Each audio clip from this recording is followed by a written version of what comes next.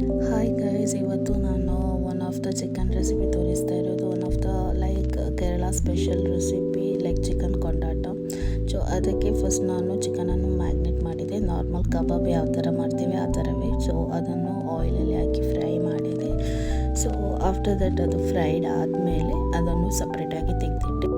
ಆದಮೇಲೆ ಆ ಪ್ಯಾನಿಗೆ ನಾನು ಕರಿಬೇವು, ಆ ಥರವೇ ಒಣಮೆಣಸು, ಶುಂಠಿ, ಬೆಳ್ಳುಳ್ಳಿ ಪ್ಲಸ್ ಅದಕ್ಕೆ ಹಸಿಮೆಣಸು ಕೂಡ ಹಾಕಿ ಫ್ರೈ ಮಾಡಿದೆ.